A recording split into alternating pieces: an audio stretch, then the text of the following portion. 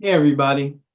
This week on the EntreMusician, I want to take some time out to specifically go over the steps you need to get started in terms of registering your songs and their metadata in all the databases.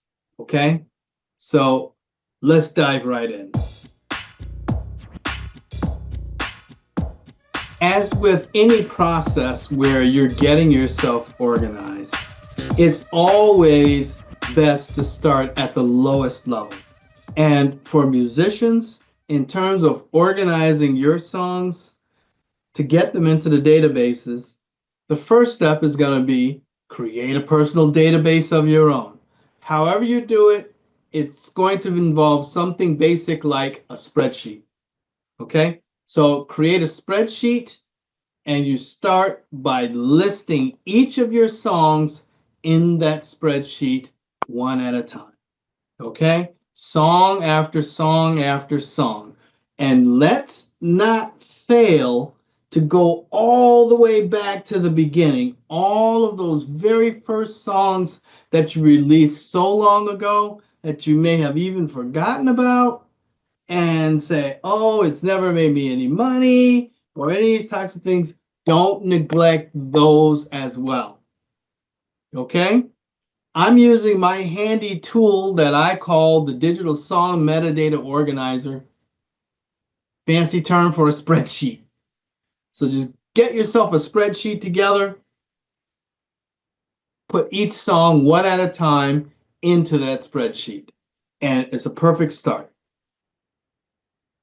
Now, let's say, for example, you have issues recalling all your songs, or you may have them kind of scattered all over the place, but you're pretty sure that you did register them with your PRO. Well, let's hop on over to the PRO and see what they can give us to help us get organized. So this is the site for the PRO that I use, which is BMI, okay? And over here on the left side, you have the menu where you can get identification of your IPI numbers, your works catalog, which lists all of the works that you have registered with this particular PRO. The other PROs have similar online access, and you can do the same process with them. What you really want to do is get into your works catalog listing and look at all of the works that you have registered with your performing rights organization. Looking down here, and these are like all of the songs that have been listed with them. And this is kind of one of the first steps that you have to do. Make sure that everything is registered with your PRO. Okay? But keep in mind that registering with your PRO and your distributor is a good start. But you have to make sure that you register all of your songs and the metadata in the databases. Okay? So we're going to get to that.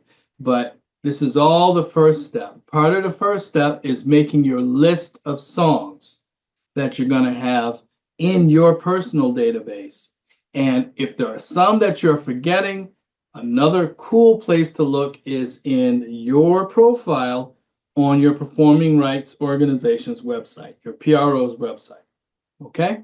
So looking at that, so I'm grabbing here the information for all of the songs that I have listed as written over all the years, and using this as a tool to remind me of that. Now, this effort does not stop right there, okay? Not at all. There's more information to get from your PRO's website about each song that you may not have readily in your head. So let's have a look at the details in one of these songs. So let's just pick one of these works. This one is entitled Carite Moon. Okay? We have the title of the song, okay, which is what we're looking for. Make sure that that's in our database. The work number for the Performing Rights Organization, and the ISWC. That's important. You want to have that for each song that you have in your database. What I recommend you do is highlight it just like this, and then copy. All right, and you can use the key functions or use the function to pop up, directly copy it, just like that. Okay, so highlight the ISWC for this particular song, and then we're going to go back to our database, right?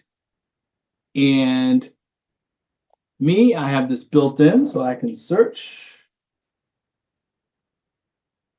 for Carite Moon, and it's going to make that song pop up green. There it is. See, so I like to highlight here so I don't lose my spot, right? Go all the way over to here, and there we go. There's my ISWC for that song. Okay, so that's there. Now, what else can I get from my PRO? This is a treasure trove of information here. Well, I have the name, I have the ISWC.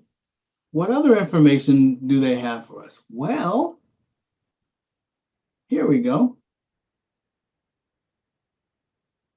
This is my name, my affiliation, how much of the song I own, and the IPI number, Interested Parties Identifier number. Here they just call it the IP name, and they don't mean my IP address for my computer.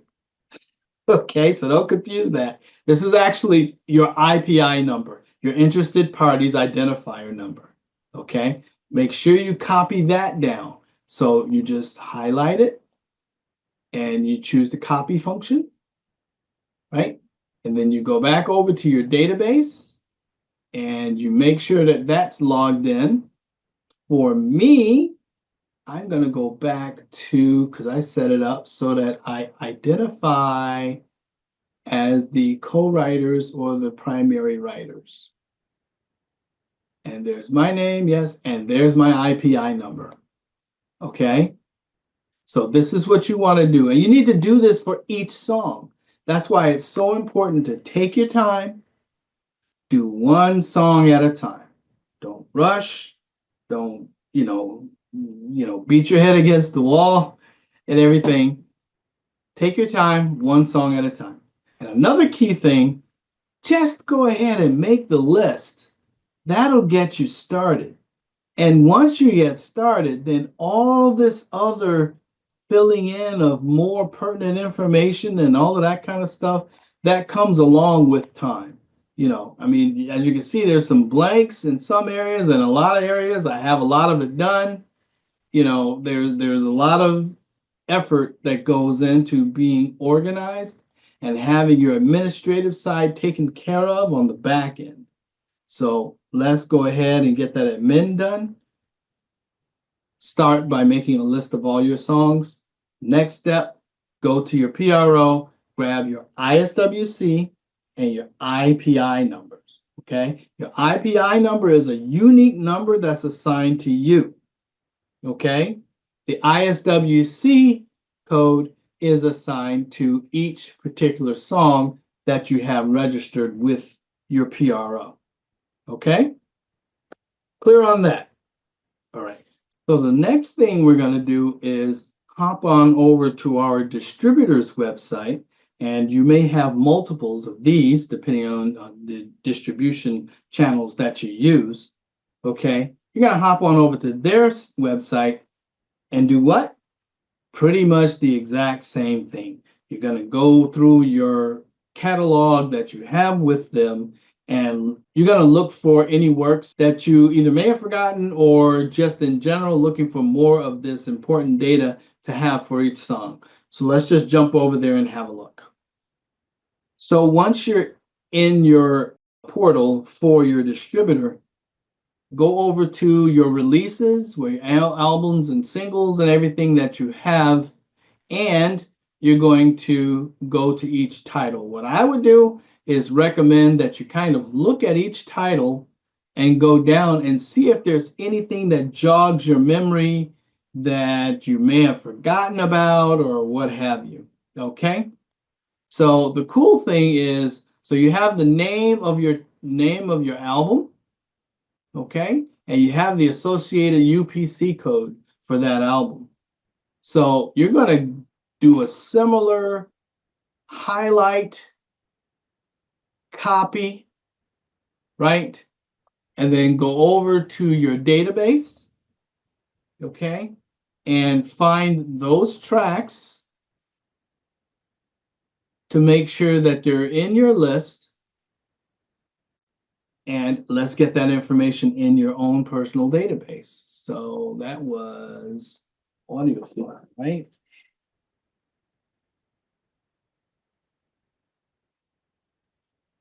And it's going to make it pop up green every place where it is. And there's the title track. These are the tracks on the album for this. And because these are all part of an album at the time, so I will scroll all the way over to where I have that. And this is the UPC. Now, if I had different releases, they may have different UPC codes if it were like a single versus the album version and everything. But all of the tracks otherwise on the same album should have the same UPC code.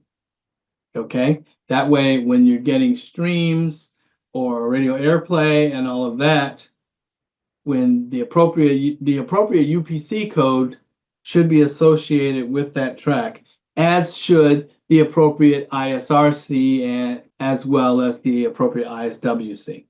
That's why we're going through all of this, because it helps to create a digital footprint for each song. Okay? And where are you getting this additional information? From our distributor. Okay? So you highlight, go back over to your database, control, paste it in there. Why do I do that? Because it helps to prevent errors. If you create errors in your database, they can be very difficult to straighten out. And many times, the folks on the other end who are trying to make sure that you get paid will not pay if there are errors in your metadata submitted. So take the time to do your processes like this. Copy it on the web page and paste it directly into your database. If the formatting of the numbers or letters and everything are different, you can always go back and change the formatting later. Okay? The key thing is to make sure that the data is accurate. All right? So this is how we do that. And you're going to do this for each song. Okay? Now, just like with an album, right? With each album, there are multiple songs associated with. Well, with each of the songs, you're going to have specific data associated with each song on that album. So you've got to do a deep dive. With each track, it's going to have its own ISRC code. And because it's on the album, they're going to share the same UPC code. So you're going to paste the appropriate UPC code for the album into each column on each song with your database. So your UPCs will be the same for all of those that are on the same album. Okay? And now you go back. For each individual track, it's going to have its own ISRC, International Standard Recording Code. Okay? ISRC. You're going to have a unique one for each song, but on the same album. But these songs on the same album will share the same UPC code. Okay? So you will have that. Each song will have its own unique ISRC. Okay? And you're going to get that for each of the tracks in the album. You're going to go back to your database and copy and paste them into the appropriate location for each one. Got it? Excellent.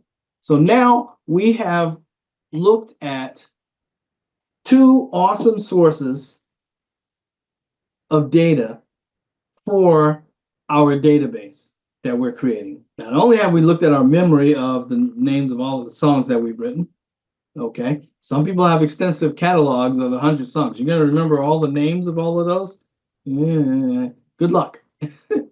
Okay, but if you can't, then the sources to use to get started is going to be your PRO, your Performing Rights Organization.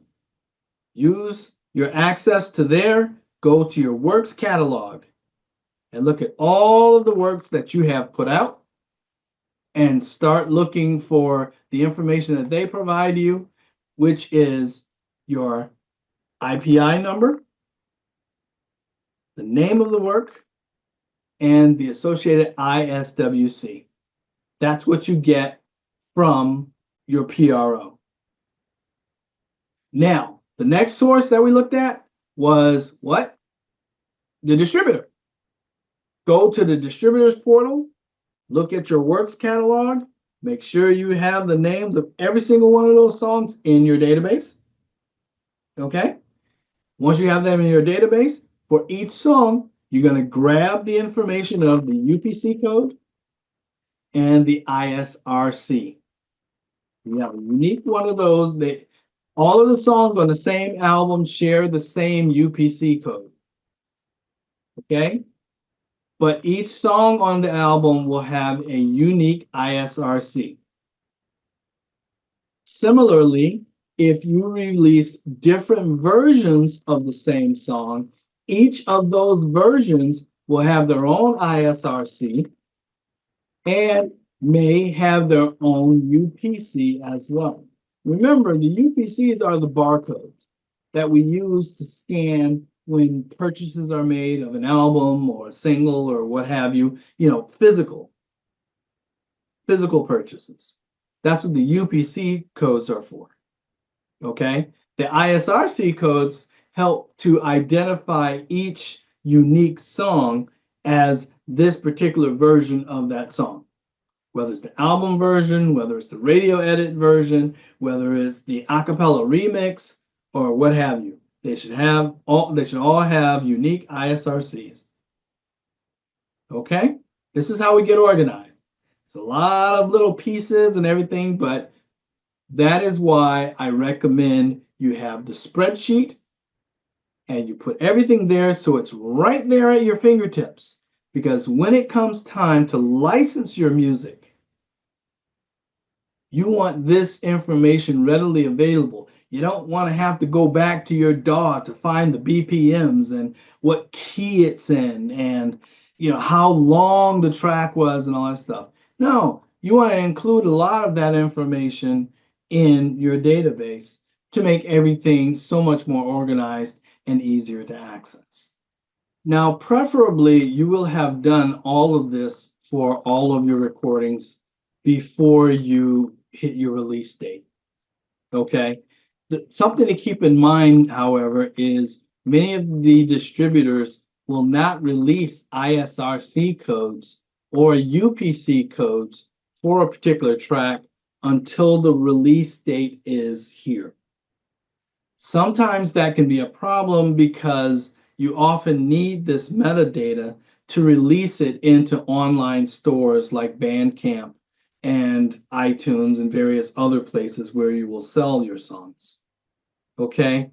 So in those cases, it's a good idea to contact your distributor and ask them if you can get early access to your ISRCs and your UPCs so that you can provide that information for the retail sites where you're going to have your music for sale.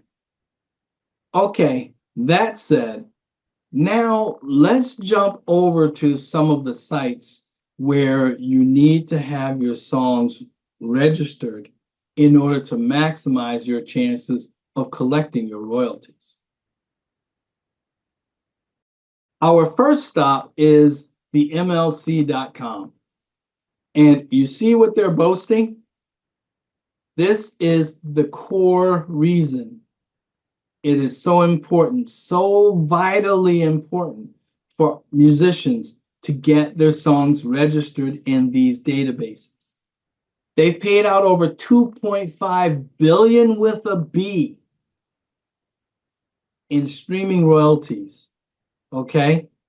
Are you getting paid for your plays? Meaning, is your stuff registered in this database? So key. First thing you're going to do, get set up, sign up for an account. You're going to sign up as an artist.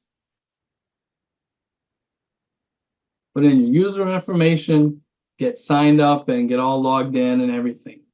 Okay? Let's take a look inside. Once you're logged in, you're going to do a similar activity. Go on over to your catalog and look at the works that you have registered. Now, if you are just releasing a song, more than likely it's not going to be here. So you're going to need to register the work. Click on Register Your Works. You're going to do one at a time. Okay. Enter the work title and the writer's name. And you're going to continue to answer the questions, providing the information that you just got from your PRO, your performing rights organization, as well as your distributor. And your distributor gives you what again? The ISRC and the UPC. Exactly. Now we're getting there, okay? So this is the reason you want to have your database all filled out as best you can, such that when it's time to do the registration of each song, you have the information right there at your fingertips.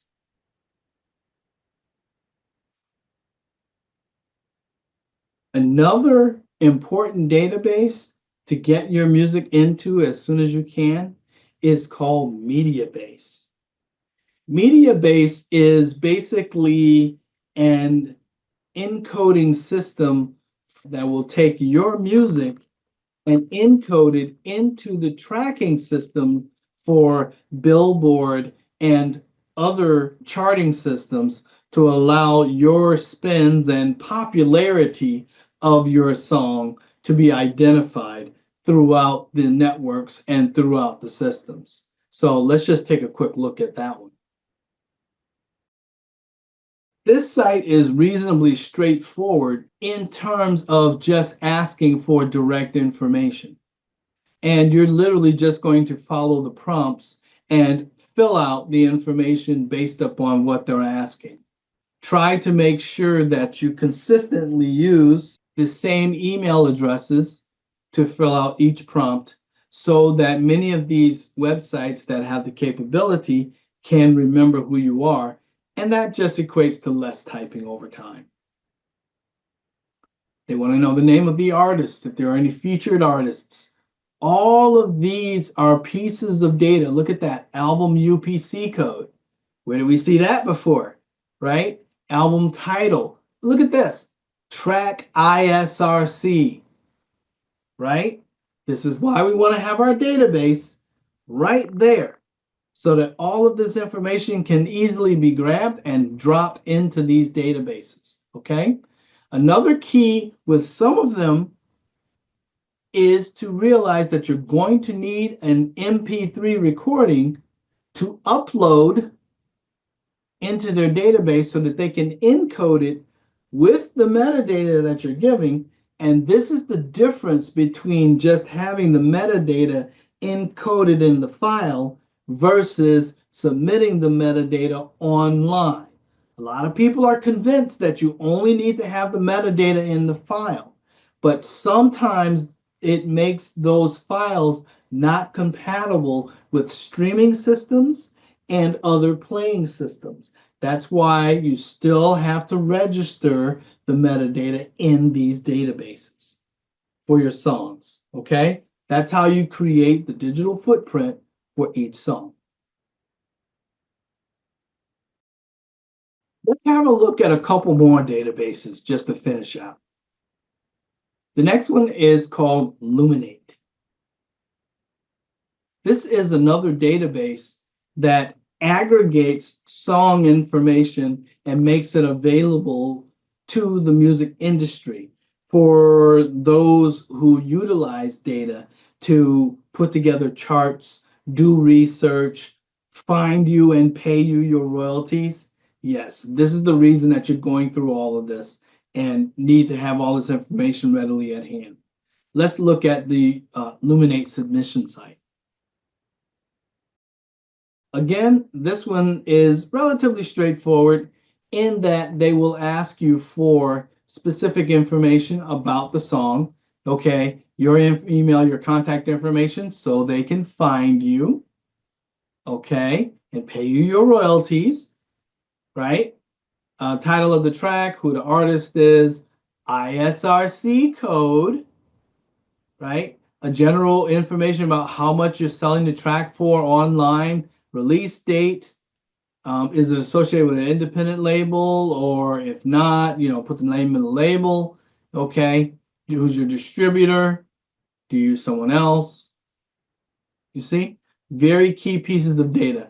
This one forces you to, have the information first before they'll let you move on. But it's for each page, you want to make sure that you submit all of the data that's asked for or required before you try to move on.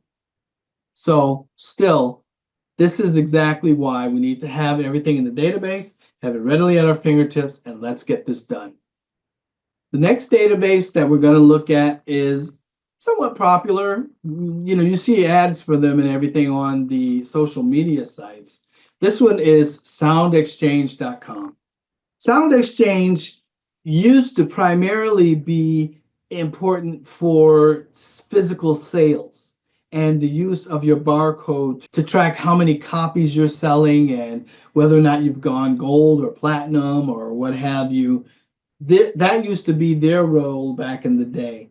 Now their role is to track sales that are digitally done, as well as to help with distribution of royalties for not just the rights owners, but also to those who are participating musicians on a release. Okay, so if you played violin on that obscure hip hop track that is now making a resurgence and getting a lot of streams and all of that, SoundExchange is the site where you want to make sure that your information is registered in order for you to capture those royalties. Let's jump over there and have a look. Similar to the other sites that we have visited, you want to make sure that you register, okay, and have your information up to date and accurate, especially your contact information, because again, when it's time to get paid, you want to make sure they can find you. You want to make sure that you are identified as the correct person to be paid, okay? And having your information in this site accurately is how you're going to do that. And how are you going to get all of that done? By having your database and your list of songs and the metadata all filled out in your database and ready to go.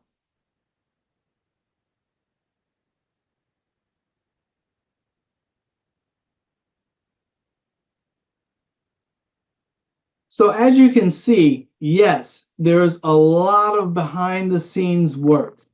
There's a lot of effort and everything that is not flashy or sexy or anything like that. This is the hard work, meat and potatoes, behind the scenes activity that goes on that makes you a true EntreMusician. Why? Not only are you keeping up your skills on your instrument, but now you're also doing the work that's necessary to make sure that you can get paid long term. This is not just a hit it and quit it type of deal. You want to make sure that your music can earn you everything it has the potential to earn you. And in order to do that, your songs have to be registered in all those databases. And in order to get them in the databases, you have to have everything organized in your own spreadsheet, your own personal database, so that when it's time to get everything there, to put everything out for licensing, to put everything out for sync, you have that metadata ready to go. And being organized like this is how it's going to set you up for long-term success. That's what it means to be the EntreMusician. Okay, got it? Excellent. As always, my name is Darrell Looney, and I am the EntreMusician. And you know what? So are you. Thank you for tuning in to this episode of the EntreMusician podcast. I hope you got something out of it. If you need a copy of my database, I have it available. I'll share the link so you can just go on and get your own copy. And let's get cracking. Register your metadata.